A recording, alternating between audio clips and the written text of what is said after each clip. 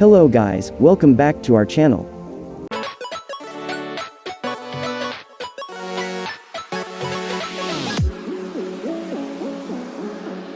In this video, I'm going to show you how to use find and replace options in Word. For more information, visit our article.